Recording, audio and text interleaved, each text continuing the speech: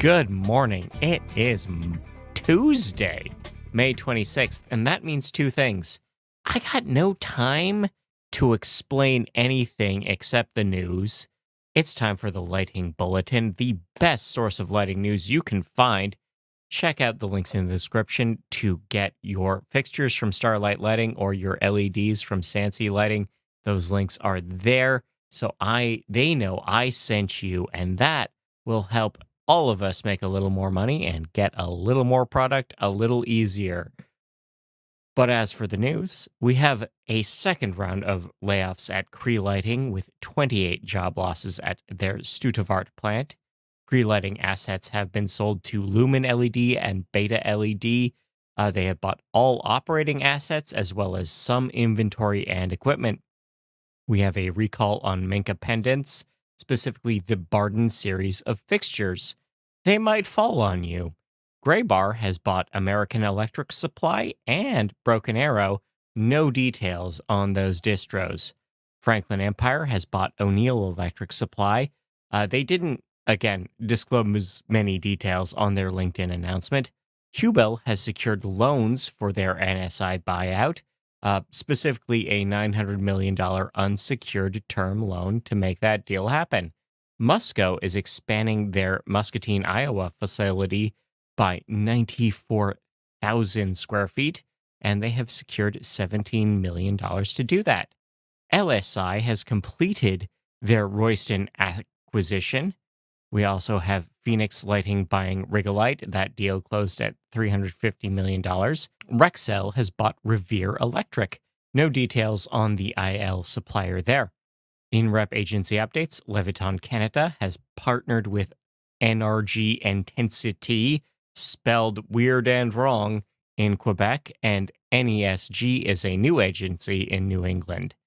The DLC has clarified SSL6 and Luna 2 with some small updates. We have a new release from the IES, that's LP1026, Lighting for Sustainability, that's now available for purchase, unless you're a very high-tier member, in which case you've already got it. Stanley Electric's full year shows sales up 1.7%, and Energy Focus has posted their earnings for the last quarter that shows that revenues were at $950,000 US. NEAD has partnered with IDEA with a new supply chain visibility project called Where Is My Stuff? Mayer has partnered with Folds of Honor. Folds of Honor is a charity that funds scholarships for families of dead and disabled U.S. service vets. 60% of all donations will go to those scholarships. The rest goes to various expenses, including the CEO's private jet lease. In People News, Joe DeAngelis has been named VP of CNI Sales at MaxLight. We have 6 new LCs at Sonpar. Namra has added 2 members to its Strategic Advisory Council. Satco Canada has named Lori Bagazzoli as their new general manager. Dave McBain has been partnered to the national channel manager at Merson USA, and Udian Senapati is now the CEO at Rital America. Again, hey, follow us on LinkedIn. Follow us on LinkedIn because there's a blog every other week about links to interesting articles. And by interesting, I mean articles I like. That's it. That's the only rule. The government of British Columbia, Canada, has funded a new rare earths smelting project through Teck Industries. The NLR and the PNNL have begun a new map of rare earth deposits in U.S. territories with the help of the U.S. Department of Energy. Starcatcher has secured new VC funds. They will be spending $65 million to, in theory, put space mirrors in orbit so that they can bounce light around to other orbital objects to give them more solar energy. I'm sure they'll do that, especially with $65 million, barely enough to get a CubeSat in orbit these days. Reno Lighting is funding the EFC Electro Federation Canada Scholarship Program. These funds help Ontario and Quebec students in electrical engineering, business management, and ops management. Border States is a great workplace, per Newsweek. And Target has announced a series of remodels across their entire brand. They're going to be spending $5 billion to improve 130 stores. That includes lighting, folks. On the Court Reporter, the U.S. Supreme Court has upheld the ruling against CAO lighting, and glass falling from hotel lighting has led to a lawsuit. Specifically, Hawaii lighting representatives are suing Byzantium for a chandelier where parts of the chandelier are just, they're dropping on hotel guests. I don't know what to tell you.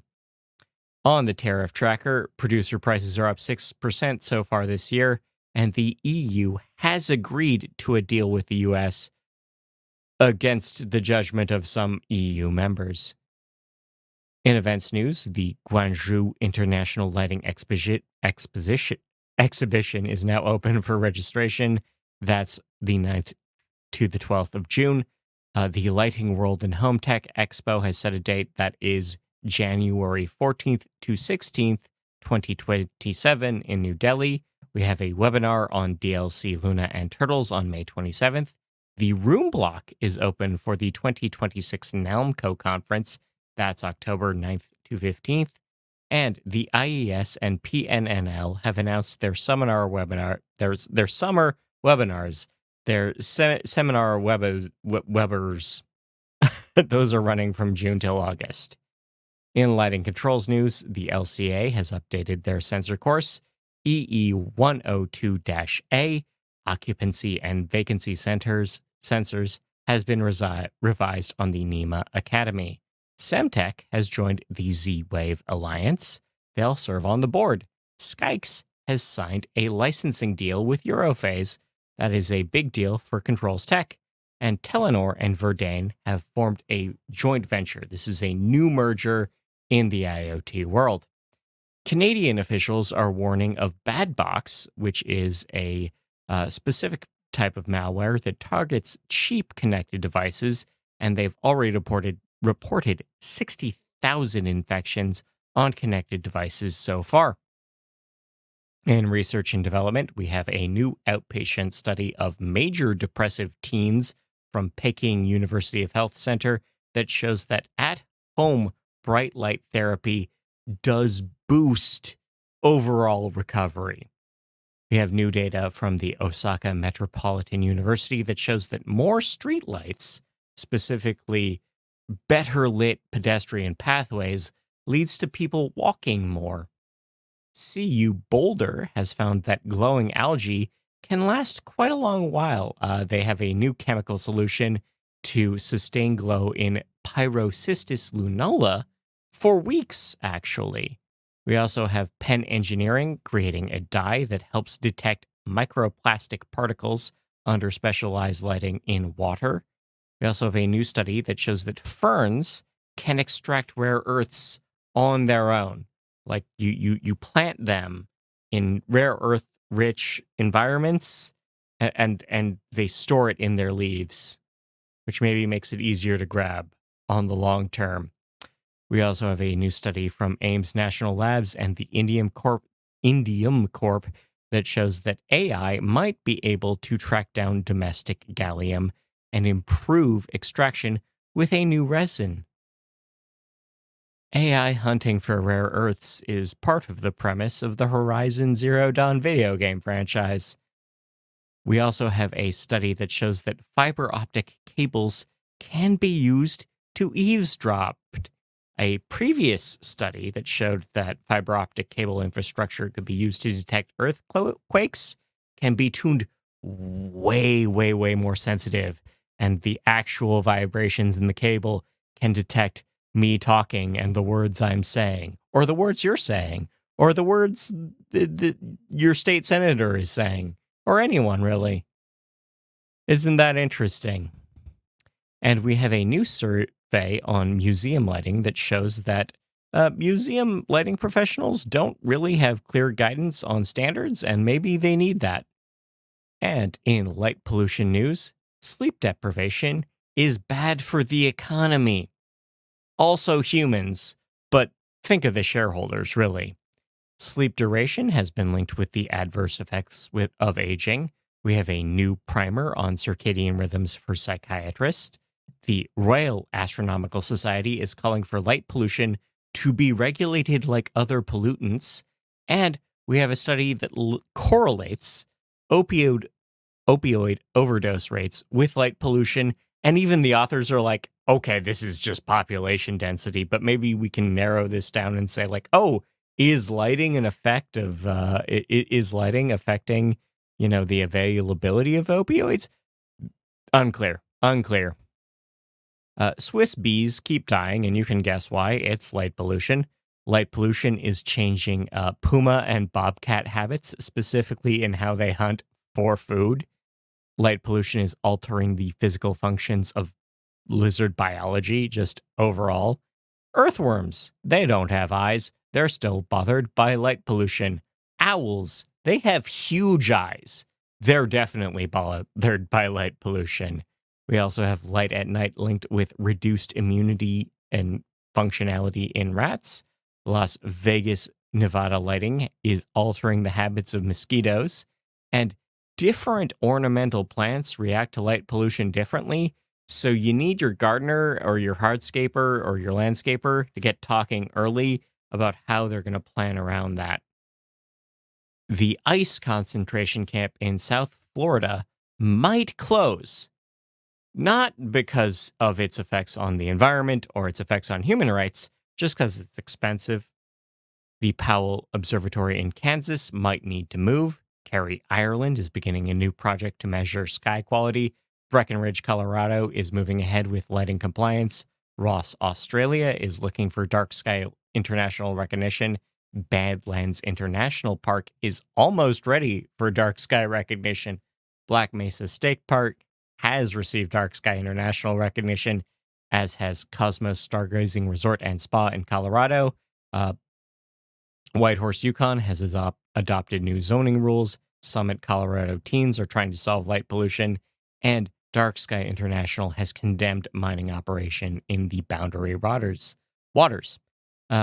Macon, Georgia's new 150-foot cross promises not to be that bad. In Hampworth in the UK, a golf course will be closing their pickleball courts until they can improve lighting. Jefferson County, Florida Cannabis Farms is drawing complaints for their all-night lighting. Texans are protesting the Department of Homeland Security's walls in Big Bend. Different Texans are protesting those same laws in the Rio Grande Valley. The Catholic Diocese of Las Cruces, New Mexico, is also protesting DHS walls going up. The United States State Department is annoyed about Chinese support for darkness near the Chilean observatory that needs it most. Boot Heel, New Mexico is pushing back on a proposed gold mine. Bakersfield, California is pushing back on a proposed LDS temple for the usual LDS temple reasons. And lawsuits against the Beckhams for the lighting on their horse ranch are beginning in the UK. In Norwich in the UK, they're a butterfly-friendly town. It is bird migration season for the spring, and that means Erie, Pennsylvania is beginning their awareness campaign. The state of Michigan, the state of Wisconsin, the town of Louisville, Kentucky, the entire state of Minnesota, also Arkansas and Oklahoma. Wellsboro, Pennsylvania is a Audubon Society gold bird town. Ottawa, Ontario is a bird-friendly city per Nature Canada, as is Caledon, Ontario. On the turtle side of their seasonal migrations, Palm Beach, Florida is concerned about beach renourishment, which is to say when they feed a bunch more fresh sand onto beaches for the tourists, that might be bad for the nests. Folly Beach, Florida has begun charging for beach chairs left out overnight. South Carolina nesting is down 50% over the past 6 years. That's bad, guys. And the nesting season has begun in Israel. In indoor horticultural, Canadian feds have cut funds for ag labs, and Germany's largest rooftop greenhouse has opened. In true crime news, Hutt Valley, New Zealand has been dealing with copper thieves, specifically cutting publicly available car chargers, and in Queensland, Australia, they're also dealing with copper thieves and trying to find a legislative solution to that. not in the South Pacific, we can talk about local updates. California has revised their draft version of workplace violence prevention standards, which does change lighting. Kalamazoo has approved lighting changes. Detroit is seeking public input on their lighting plan. Toronto, Ontario will be lighting pedestrian areas under highways. We have 500,000 Canadian dollars to fund infrastructure in the Rainy River region of Ontario. Los Angeles has also begun to install solar streetlights in North Hollywood. Cincinnati, Ohio is expanding their safety program. Amoresco has begun to relight Saginaw, New York high schools. They have completed relighting Charlo, New York schools. We also have new lighting for an outdoor school in the Batchewana First Nation of Ontario. Hancock County, Mississippi has passed a bond for school renovations. A lack of lighting is definitely the cause of nuisance behavior in Denver, Colorado parks. Nonprofits have funded lighting under Dallas bridges, and we have $100,000 for security around a frequently vandalized historic black cemetery in Manatee County, Florida. We have new baseball field lighting going ahead in Ottumwa, Iowa, and we have private donors expanding the Field of Dreams in Dyersville, Iowa. Iowaville. Yeah, that's how that works. Anyway, if you expand it, do they ask for a tax break? Is that how it that's a really depressing sequel to Field of Dreams. In world news, we have a chart of Cuba's blackouts since the current U.S. blockade of fuel, and Signify will be opening 345 smart home demonstration centers in India. On the sports side of things, Daytona Speedway is adding LED lighting. We have new lighting replacements going ahead at Marshall College's Joan C. Edwards Stadium, and Hillsborough County will be paying for expansions to the Florida Devil Rays Stadium. Otherwise, again, all these links are available down below, but you can learn how to make reactive LEDs for your rollerblades. St. Augustine, Florida is beginning their yearly bioluminescent algae kayak tours. Drake, recording artist and boring person, spent $15 million on a CN Tower projection to promote his album that no one likes. We have an option to expand the function of your solar modules. You can mod an IKEA lamp for smart functions, and you can create a random number generator on Neon Entropy. Again, I want to thank our sponsors. The link is in the description. I want to thank you for your time, your attention, sharing, following us on socials. I've been Scott Walker. See you next week. Take care of yourself.